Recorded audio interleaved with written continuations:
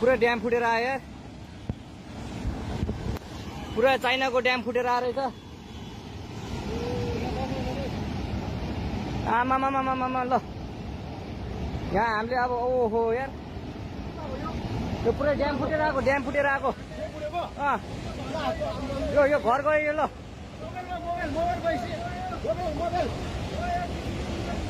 ल ट्युसुली बजारै गयो यार।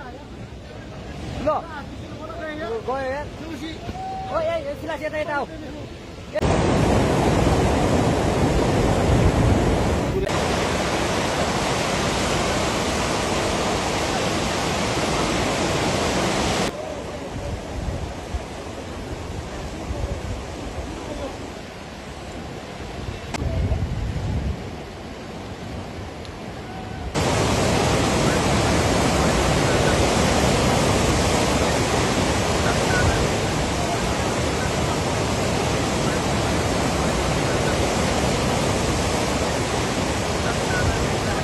आदरणीय नदी तटीय क्षेत्रमा बसिरहनुभएका जनसमुदायहरू, यस नारायण नदीको मुहान क्षेत्र विशेष गरी रसुवा क्षेत्रमा आइरहेको ठुलो वर्षा र बाढीको कारणले गर्दा त्यस क्षेत्रमा ठुलो जनधनको क्षति भइसकेको अवस्था न्युजहरूमा पनि आइसकेको कारणले गर्दा र त्यो बाढी एकदमै हामीले आकलन गरेको भन्दा पनि एकदमै ठुलो 100 मिटर डिस्टेन्ससम्म चाहिँ त्यसले प्रभाव राखेको भनेर पनि सूचना आइसकेको छ।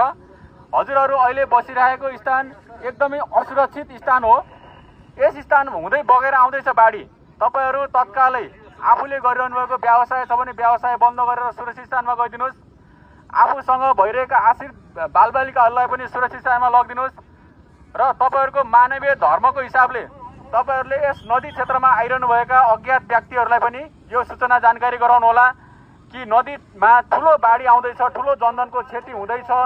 यो क्षतिबाट बच्नको लागि हामीहरू सुरक्षित स्थानमा जानुपर्छ भनेर तपाईहरूले सम्पूर्ण जनसमुदायहरूलाई जानकारी गराउनु होला र आफू पनि सुरक्षित स्थानमा गइदिनु होला भनेर वडा प्रहरी कार्यालय नारायणगढ चितवन र जिल्ला प्रहरी कार्यालय चितवन हजुरहरूलाई हार्दिक अनुरोध गर्दछ। धन्यवाद।